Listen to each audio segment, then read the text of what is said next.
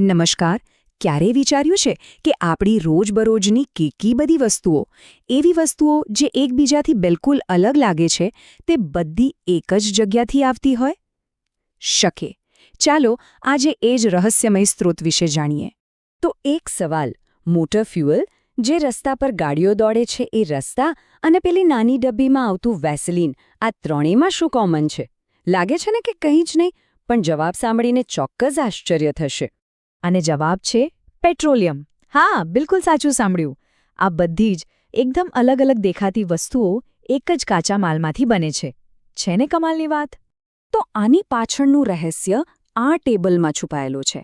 આ ટેબલ આપણને બતાવશે કે કેવી રીતે એક જ કાચા માલમાંથી આટલી બધી અને કેટલી અલગ અલગ પ્રોડક્ટ્સ બનાવવામાં આવે છે. તો ચાલો આ સફર શરૂ કરીએ.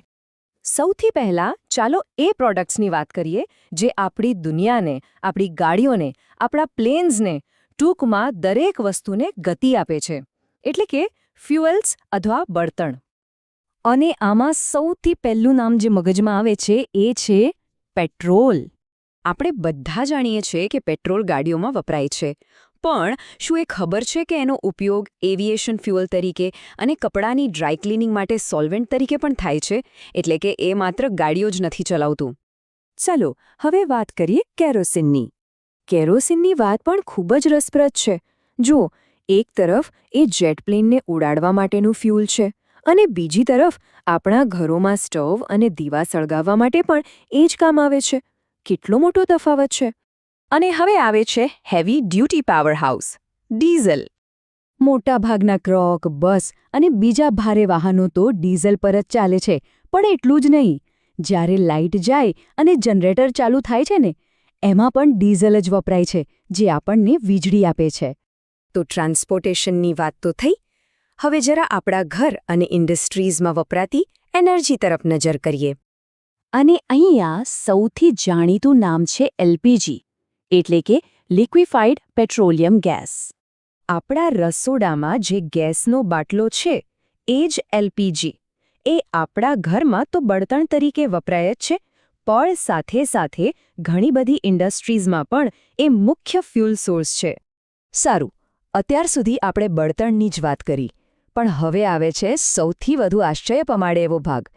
પેટ્રોલિયમ માત્ર સળગાવવા માટે નથી, એમાંથી તો બીજી ઘણી બધી વસ્તુઓ બને છે. ચાલો જોઈએ.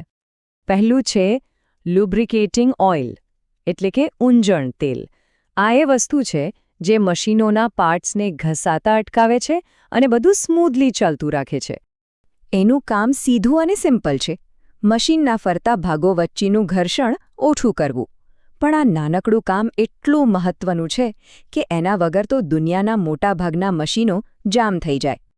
હવે વાત કરીએ પેરાફિન વેક્સની. યાદ છે, આપણે શરૂઆતમાં વેસલીનની વાત કરી હતી? બસ એ આમાંથી જ બને છે. પેરાફિન વેક્સમાંથી મલમ બને છે, મીણબત્તીઓ બને છે અને હા, પેલું વેસલીન પણ. ફરી એકવાર સાબિત થાય છે કે પેટ્રોલિયમ આપણી કેટલી નજીક છે, નહીં?